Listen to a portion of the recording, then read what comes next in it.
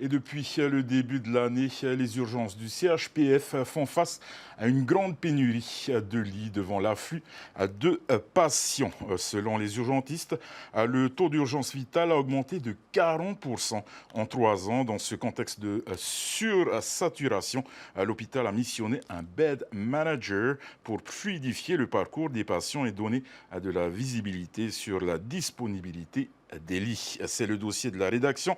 Il est signé Esther Cuneo et Jessica Doucet. Aux urgences, des brancards occupent souvent tous les couloirs aux heures de pointe. En attendant de trouver une place dans une chambre, les patients prennent leur mal en patience. On est arrivé à 2h du matin et on m'a pris à 4h. Et à 6h du matin, on m'a fait ma prise de sang. Et là, je viens de passer au scanner. Il faut que j'attende 2 heures encore pour les résultats. Décidément. Ça fait long. Ah oui, c'est long et long.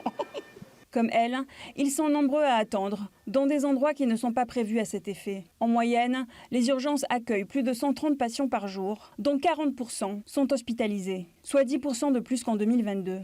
L'afflux est tel depuis le début de l'année que les lits viennent sérieusement à manquer. Une saturation quotidienne qui pénalise aussi l'accueil des patients programmés. Les urgences sont régulièrement engorgées, mais depuis le début de l'année 2024, c'est quasi permanent, avec des temps d'attente qui se sont allongés pour les patients et des équipes qui sont débordées très souvent. Des lits occupés toujours plus longtemps, du fait de prises en charge toujours plus complexes. On a surtout une augmentation de la gravité des patients qui consultent aux urgences. Et puis, on s'est aperçu également qu'on avait un taux d'urgence extrême ou d'urgence vitale qui avait augmenté de 40% en 3 ans. Et si le vieillissement de la population n'y est pas étranger, les médecins pointent du doigt l'éternel fléau polynésien qui touche aujourd'hui 40% de la population. C'est dû à toutes les pathologies, un cercle vicieux qui comprend le diabète, l'obésité, l'hypertension, l'insuffisance respiratoire, l'insuffisance cardiaque.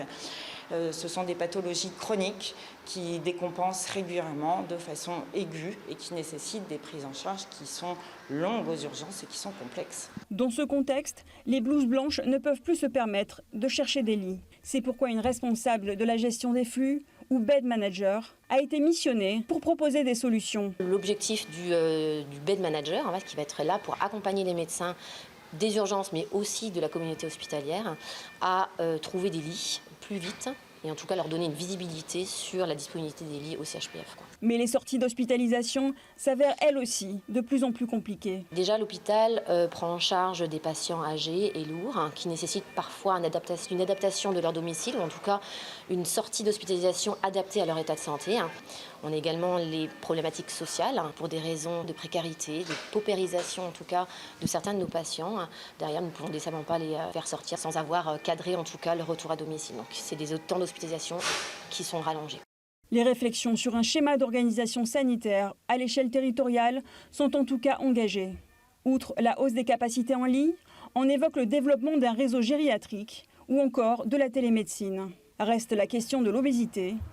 Malgré des chiffres alarmants chaque année, aucune politique de santé ne semble enrayer sa progression.